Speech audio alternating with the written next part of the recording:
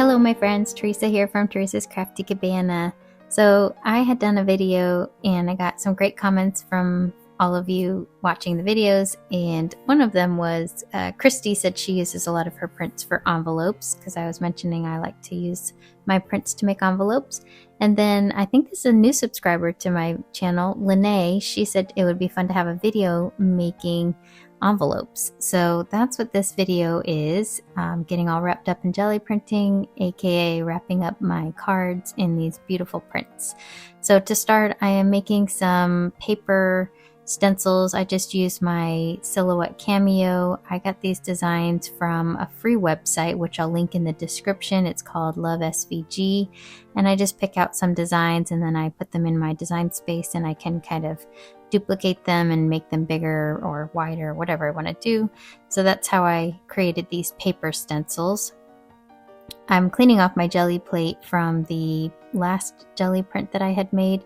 So I just put down some blues and a white, and I'm putting some bubble wrap behind it just to give it a little bit of texture. Now the paint was quite wet, so I didn't want to put the bubble wrap down again and smudge it. So I just used one of these textures that I had lying around and just kind of pulled out some of the design here, just so I can get a print. I really liked what was on the large gel plate. It was kind of like a crackle effect from my last print, and I wanted to kind of maintain that. So this is the 9x12 gel plate, and I'm also using my 5x7 off on the side just to kind of capture some of the extra paint I have on my brayer. To rub off the extra paint around the paper, I just used this gel print that I had started. I'm going to do something probably with the black and white part, but I wanted to maintain that, but I figured I'd use the tissue paper around it. And so this is that crackling kind of effect that I got with the, I think it's like black ink that I had on the plate. So that looks really fun. And then I was able to get a smaller print with a similar look, just didn't have the black crackling on it. I'm going to pull out a bunch of my mica powders and pearl powders. I got some resin powders, Josie Lewis, Brayer powders, and then some perfect pearls. You could even use eyeshadows from Dollar Tree. These are resin powders from Dollar Tree. And here's a chrome powder for your nails. I think both of these are nail powders in the nail section. So you could use anything that's mica-like powder. You can mix and match for this. I love doing these kind of powders on my gel plate, and I use these makeup brushes to apply them. This smaller round one is my favorite for small details, and for larger areas I like the larger makeup brush. I really love these mica powders on envelopes because they just really make the envelope so much more special. I mean, if you ever put stickers on your envelope or stamping on it, this really just captures the light, and it's kind of the same idea where you're decorating the envelope. And that's kind of what I really love to make with these prints. You can also make them as backgrounds for cards easily. But in today's video, it's all about my jelly printing to make envelopes. So this one looked like kind of like beach waves to me. So I pulled out kind of like my blues, greens, and some pearls and silvers. I'm starting at the bottom with the green. And again, this is a Dollar Tree green. For the resin powder, it's in the Crafter Square section. I got this a few years ago. I have seen it in stores again, though. They kind of go in and out. This green is my Perfect Pearls green, and then kind of moving up, I've got a really bold blue that's like a Brie Reese. I think she uses those in her artwork to make like puffy petals, and she uses like a palette knife to scrape them off and put them onto her canvas. So that's this. I found these in the Michaels section, art section, and they were on sale, so I grabbed some. These actually have quite a good amount of shine to them. So they have a lot of pigment and a lot of shine. So they're really, really pretty, these colors. And I got a few of them. She had, I think, the whole rainbow, except the red was more like a very light blush pink. So the only color I think I was missing was like a magenta or a red color. This blue is, I had a Dollar Tree blue for the resin powders, and I had a Perfect Pearls, and then moving up I had another blue that was just a resin powder, so it was in the resin section at Michael's, and it was like a 3-pack, and that one's a really beautiful kind of a greenish blue. To clean off my brush as I go along, I just rub it in my microfiber cloth, and that captures a lot of that pigment. Then I can change colors without it kind of blending in too much. I will say this chrome powder, I've used this in the past on my prints. The chrome is the shiniest silver I've ever seen. It literally looks like almost like a mirror when you pull it off. Not exactly, but it's such a drastic shine compared to these other powders, even the Perfect Pearls, that there's like no other powder I have that shines quite as much as that silver does. And it's because it's a chrome and you're supposed to put on your nails and kind of buff it in, the more you kind of buff it into the gel plate, it has a very similar effect when you peel your gel print up. And I'm just going to use my Titan Buff from the Golden Fluid Acrylic to pull up this print, just to have a neutral color in the background. Plus it kind of reminds me of light sand, and since this is a beachy themed one, I thought that went really nice together. Now I did brush off with my microfiber cloth, I did brush off a lot of the extra powders, and that's an important step because if you don't brush off the extra powders, they'll kind of smear when you put your paint over the top of them.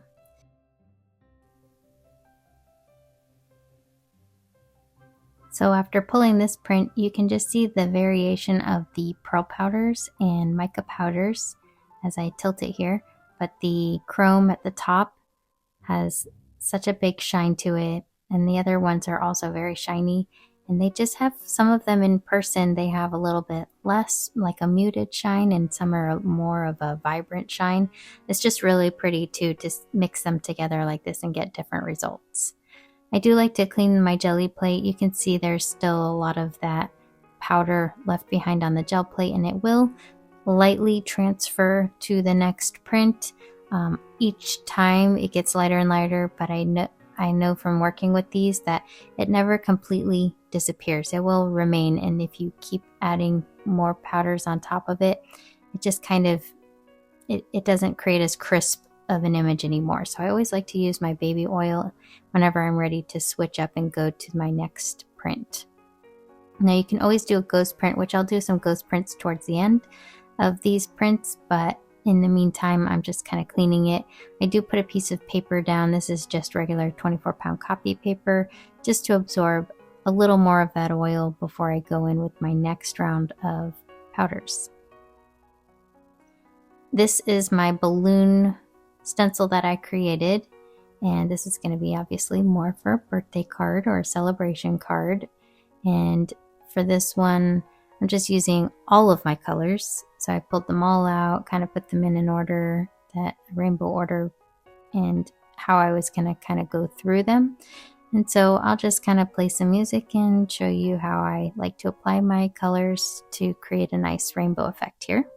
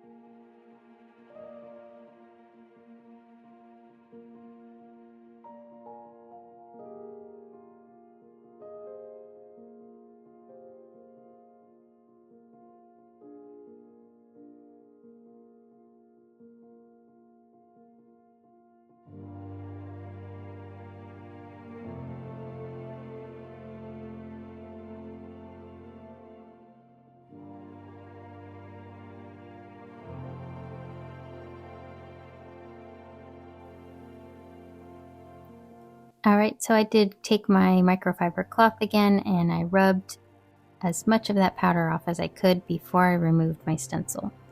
If you remove your stencil first and then try to take away the mica powders, it will just smear on the plate. So just keep that in mind. Next, I'm going to use some color for the back of this one to pull this print. I've got my Naples yellow red and my sky blue. And I'm hoping by mixing these two together, I'll get a slight kind of a green in the middle. But I know this is kind of an orangish yellow, so I wasn't quite sure what kind of green to expect. It did blend out pretty nice. It kind of reminds me of a sunset. Here I have a Crackle, I don't know what to call this thing, Crackle background. This is actually folk art creates it, and it's intended for glass paints, and you're supposed to kind of brush glass paints over the top of this from folk art and then let it dry and then peel it away, and you have like a film with this crackle effect. And that's where I got this. It was from Michael's, and it was in the, I think it was in the glass paint section, so where you would find craft paints and stuff. So that's where I found that. I will link it in the description. I get asked a lot about that crackle piece, and it's nice and large, and it makes a really great crackle to my prints. Another tip was from one of my viewers. This is Avenelle. She said that she uses the top of a candle to, like the lid of it, to make it into a baron or use it as a baron. And I happen to have a flat top of a candle jar, and so I used that as a baron on this print, and it worked excellent. Now you will notice one of my balloons in the middle didn't get all of the pearl powders, so I did come in with some of my Distress Collage Medium just to see if I can pick up any of that extra pearl powder. It was a shame to have that spot left on the plate. I tried using my 2-inch brayer just to brayer it out. I laid my print flat on the table or on my mat, and then I used my stencil because I didn't want to get that medium on the rest of the print. I was really only trying to get that one balloon, just a little bit extra on that one spot. So it didn't really matter to me if it lined up perfectly. I was just trying to get that little spot kind of in that place. So I pressed it in and left it for a few minutes, flipped it over, and then I was able to remove it, and it did pick up the extra paint that was on the gel plate. I will say that matte medium kind of caused the pearl medium to dull just a little bit, so I'm glad I didn't do that over the whole entire print. So just a warning, it's not the best thing to do the gel medium over these pearl powders just because it may dull it a little. So another option I could have done is just done a little design over the balloon, like some circles or dots or something. I did end up using one of my pens to draw in some of the balloon strings just to bring it all together. It looked like they were kind of floating in air with nothing to ground them.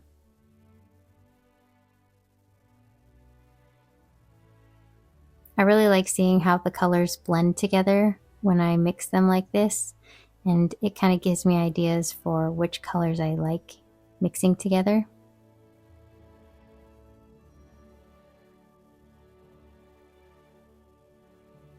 So that one is a really fun one. This one just looks like a party to me. I love it. So pretty. And then I did do a ghost print with this. I think I did a white on this one. I just did white paint, titanium white, and peeled up these balloons. There was a little bit of leftover paint, I think, from the previous print. So it got a little bit of that extra on top of the extra balloons, but it does make a nice kind of like a lighter version of the print, and the pearl powders are not near as shiny on the ghost print.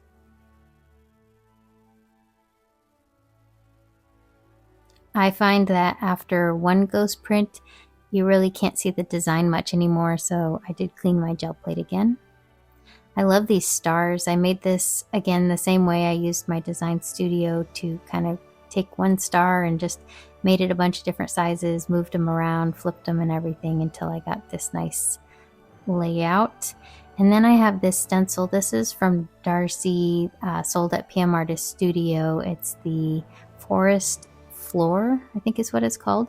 And this one has a really great design to it, and I thought this would look really neat in my stars. And so I didn't know if this was going to work as a stencil over a stencil because the gel plate wasn't really going to hold on to this top stencil so well.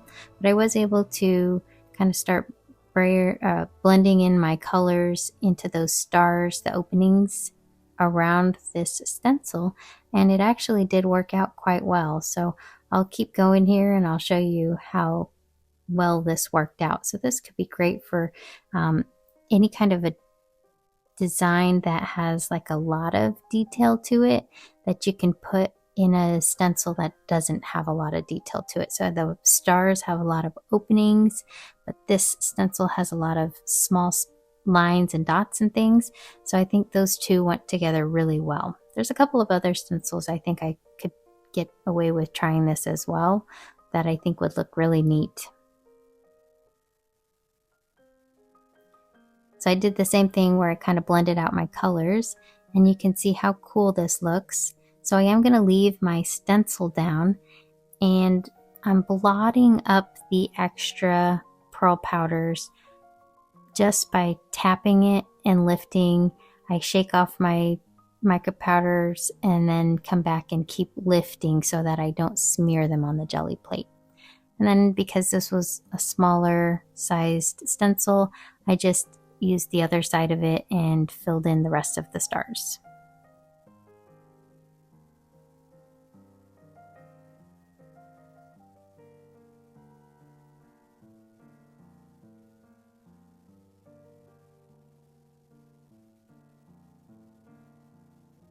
I think this is a really fun way to kind of mix up having a design inside of your stencil.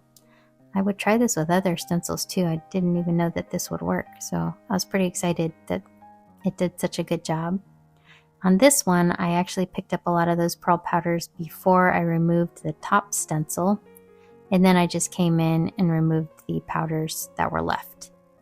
Now, I left my stencil down, and what I wanted to do next was come in with different colors behind the colors that created the design so that the design would show through. So I used as many contrasting colors as I could. So for the blues, I went with oranges. For the oranges, I went with blues. Purples, more of yellows or pinks. Greens, I went with kind of like oranges and reds if I could. So that was my kind of design plan there. And then I thought, these look really cool and they're really fun, but what if I make more stars? So I took my stencil and I flipped it so that it would look like it wasn't the exact same stars over the same stars. And my idea, or my thought was, maybe it would look like these stars are behind those stars with the designs in them. So I just didn't put the design on these back stars, and I just kind of filled them in with colors all the way down. This was again just an experiment to see if this would work. One thing to note, if you haven't ever worked with pearl powders on your jelly plate, is the pearl powders are very opaque on your plate. So pretty much nothing behind it is going to show through unless you have a very light pearl powder, but pretty much they're pretty solid. So these stars definitely would look like they're behind those first set of stars. And then when you use pearl powders, you get excellent results when you use a dark paint. I decided to mix a gray and a black to get an ombre, just so I can get some nice dark color but a little bit of lighter color as well. And it kind of shows the difference of how these pearl powders look against a lighter background and a darker background.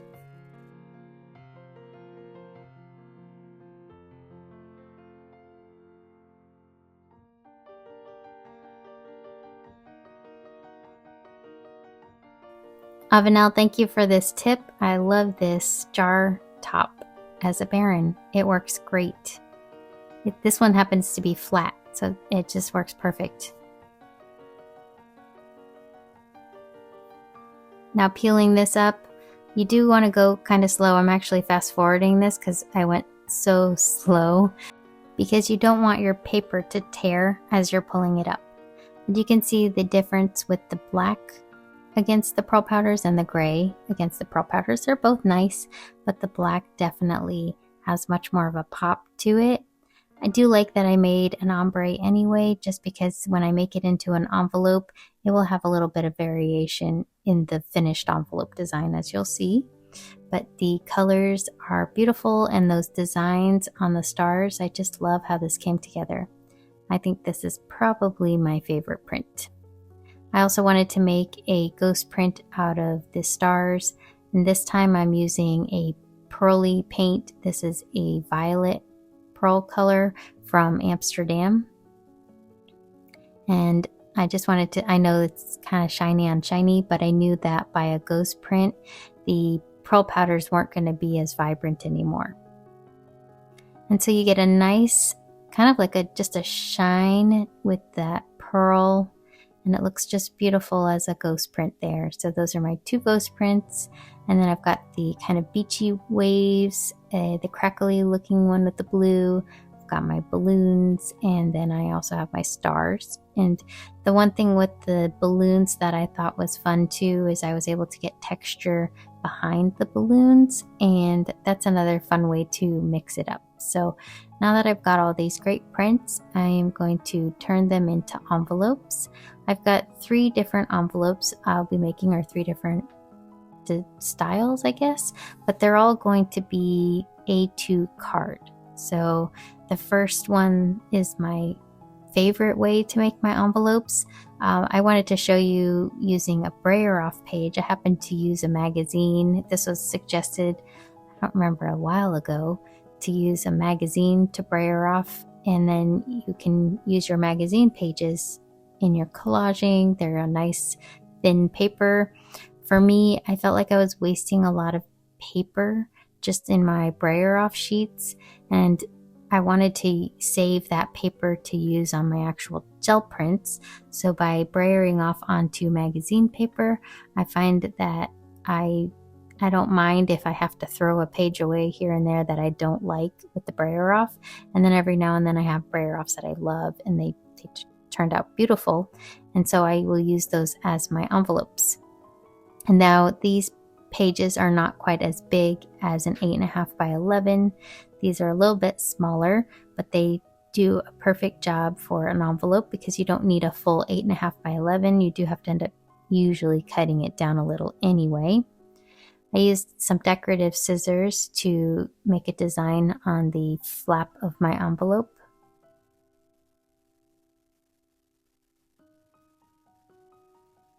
And I did cut down so that both of my sides were kind of straight, because I just tore this out of my magazine, so one of the sides were rough, so I just cut that down so it was flat. I don't always do that, actually. Sometimes I'll leave it as a rough edge because most of it's going to be covered up anyway. To complete this envelope, you just basically wrap your card, and you're just wrapping up the sides here. And what you could do if you didn't want to cut is you could kind of just leave it wrapped and fold it on top of itself, but I like to make mine look like an actual envelope, so I drew these lines just so you can get an idea of where I'm cutting.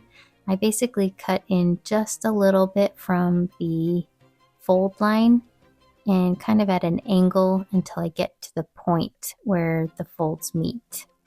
So kind of an angle in from both sides just until they meet on all 4 sides.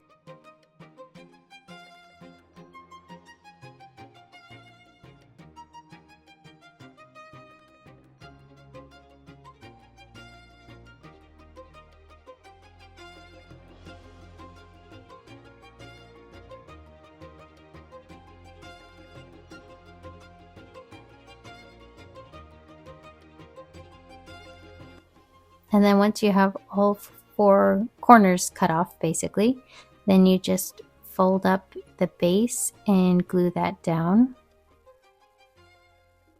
I like to use wet glue, but you could also use double-sided tape or whatever kind of adhesive. I also like to put glue towards the center on the flap and towards the outer edge on the outer flap, just so that there aren't any areas that are going to kind of flap open once your envelope is created.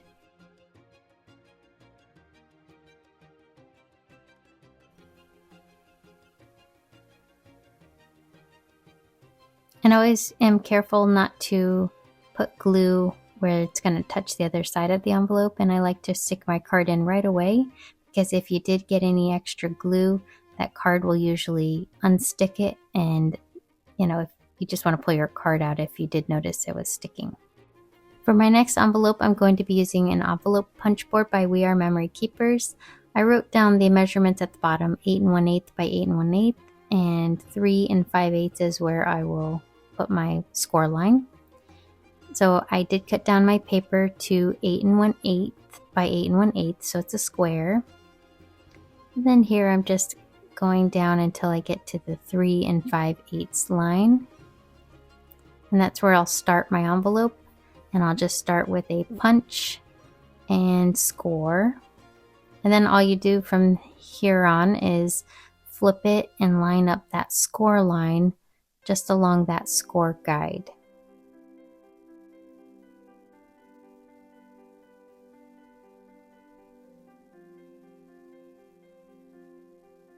And then you punch and score. So if you have an envelope punch board, you know how easy these are. These make great envelopes. I will say that the only downside to the envelope punch board on my jelly prints sometimes is if you made a design going straight up and down, it's difficult to, maintain that design, because you have to put it at an angle on the envelope punch board. Whereas the other way that I was making my envelopes, it keeps the design straight up and down. And I'll show you on the balloons is a good example of that. To finish it off, I will flip my envelope punch board where I can use the corner rounder. And I only do that on my top and bottom flaps.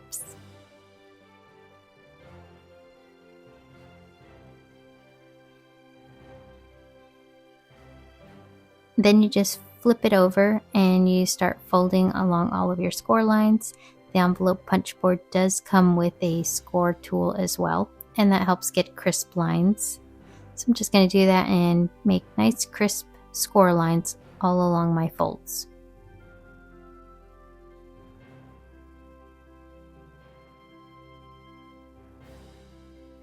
It does help sometimes to have your card inside your envelope, just to make sure if you have a bulkier card, you can make your envelope a little bit larger and fit around a bulkier card, but my cards happen to be pretty thin, so I knew that this was going to be just fine. Here you can also decide which part you want to be the top and which one the bottom for the flap. I'm going to have this orientation.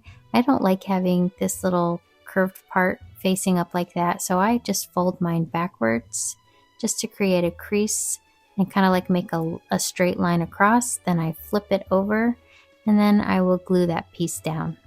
And to me that looks a lot neater and it looks more finished.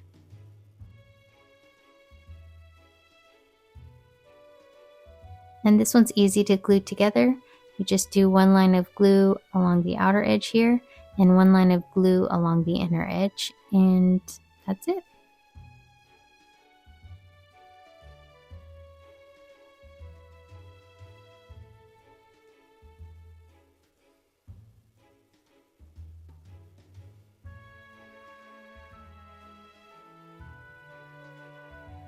And of course I want to test it, make sure my card fits. And it fits perfectly.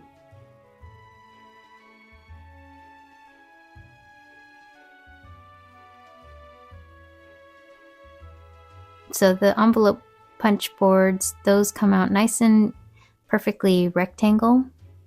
Sometimes my homemade ones come out a little bit wonky, not quite as straight. So these, almost every time, guaranteed they'll be perfect envelopes. My next envelope style is going to be a coin envelope. So I'm using the stars for this one. And what you'll do is you will wrap your paper around your card just like you did the first time. Use your score tool for nice crisp lines. And then when you open it back up, you off-center your card. So one part of it's going to be smaller on this fold and the other part is going to be larger. So you'll just fold that up on both sides.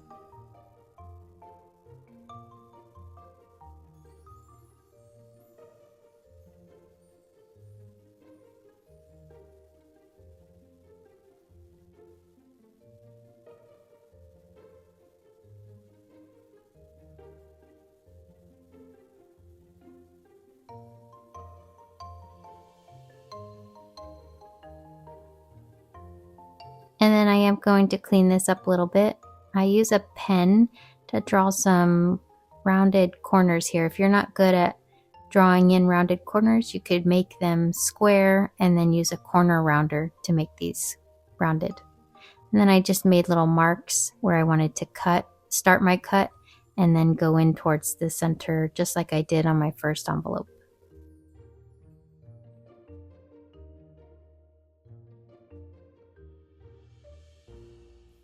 So it's starting to take the shape of a coin envelope. I do want to make a little bit of a wider opening at the top here. So I'm just taking my scissors and making kind of a triangle shape out of the top here. And to make it match the other side, I can use that triangle, just line it up and cut along the same line.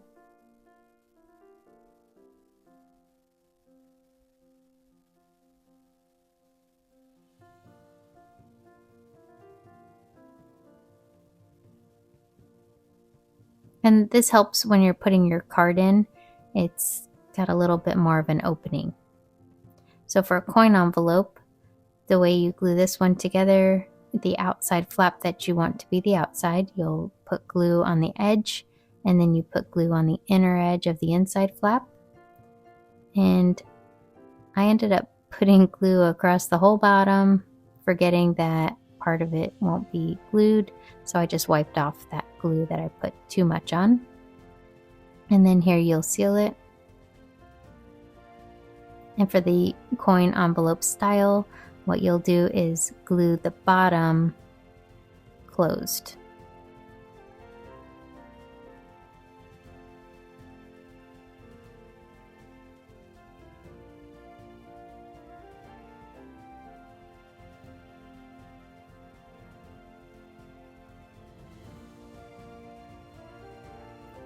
And this is where I will test it out with my card, make sure the glue didn't stick anywhere. And my card fits perfectly and it closes nice, and you can see this is a beautiful envelope. And the ombre on this one, see, it looks really nice when it's an envelope. To mail these out, I like to put these in clear self-seal bags. These are 5x7 in size, a pack of 200. Mine came with 2 packs, so I had 400 of these, which these are amazing. So I pretty much ship all of my card envelopes in these, even if they're plain envelopes, because nothing's going to come out of them. And it kind of just gives it a nice professional finished look. And what I do is I use a sticker on the top, a label sticker, and then I will write the address, and then make sure your stamp is on the outside of the clear bag, not on the inside, because they have to be able to stamp it. So moving on to this next envelope, this is my beach themed envelope. This is another example of if I were to do the envelope on the angle, which is what you need for the punch board, my beach lines, the waves, wouldn't line up perfectly. So on this one, I decided to use my first way of making my envelope, only because that design really feels like it needs to go kind of up and down like this. So this is where I will cut down some of these areas. I'll use my decorative scissors, and it's just going to be kind of going through the same steps as I did on that first envelope, but just kind of showing a little variation. You can switch it up by using a different kind of a decorative scissors, or you can use some washi tape.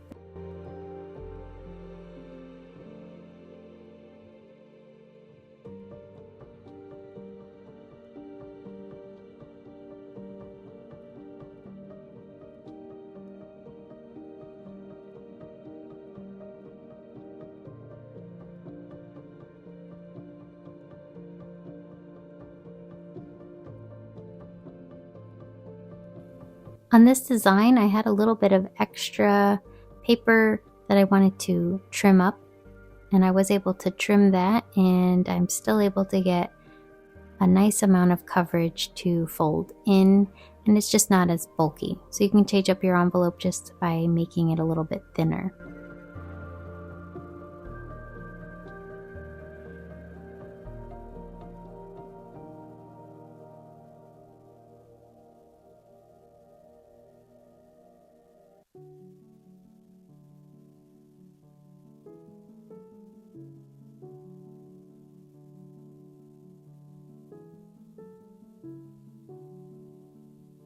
These envelopes come together very quickly.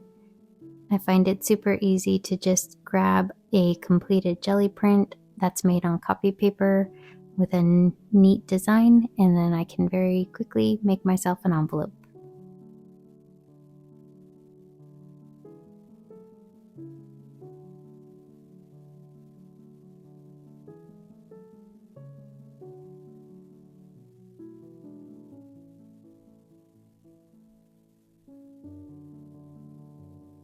Alright, so that's my beach themed envelope.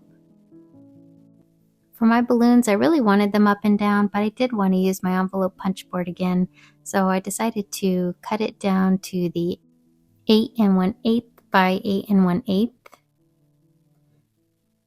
And I knew that that meant my balloons were going to be at a diagonal.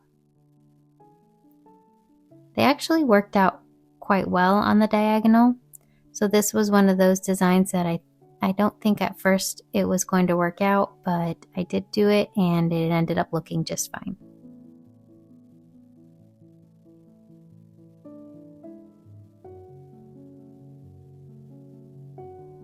And again, this one has the 2 tones to it, so it's kind of nice once the envelope comes together because it's got a little variety in the finished back piece here. If you made it all one color, it would just look like one whole envelope color. But I like the color variation. I think it looks fun.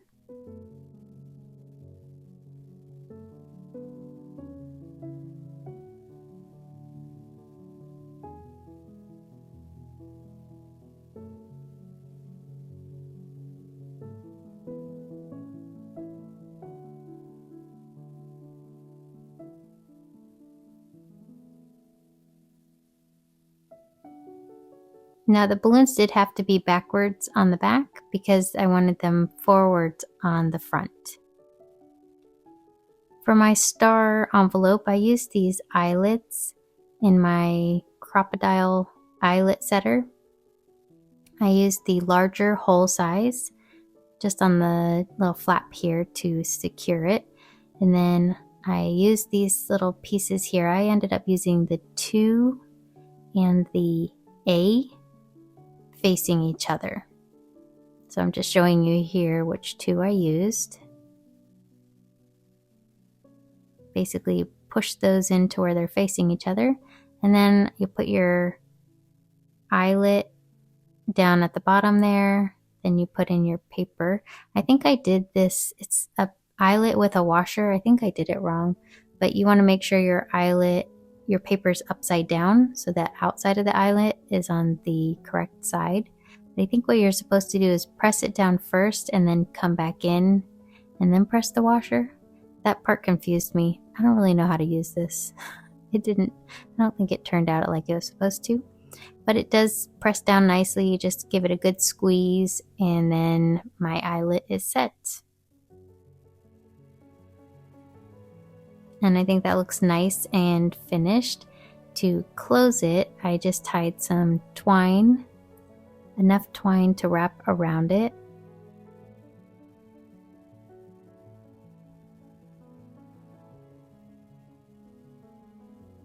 And I was trying to figure out how to secure it, but I realized the eyelet was loose enough that I could tuck my string behind it and kind of wrap it in just like that. So that was perfect. And that's a nice little unique closure for this envelope. For one of these ghost prints that I did with the balloons, I ended up using this tape. It's kind of like an iridescent tape. It's see-through, but it also has a nice shine to it, and it just gives the flap a little bit more of a interest. On my next ghost print jelly print envelope, I used this Brayer off page that had some really bright colors just to add a little bit of color on the inside of that flap. So that's just some different ways you can mix up your envelopes and make them with your jelly prints. I think they really finish out the card and they really make it feel like you're giving a gift, like a wrapped gift in these beautiful exterior jelly prints, and then getting that in the mail, it just looks so cool and so fun, especially in that cellophane and in knowing that it's kept safe. Another question I get asked a lot about these pearl powders and mica powders on the jelly plate on the envelopes is if it rubs off. I have not had any issue with the pearl powders rubbing off. I don't seal them. They seem to be completely sealed once you put the paint over the back of them. So I've never had any issue with these rubbing off or running off, water touching them or whatever.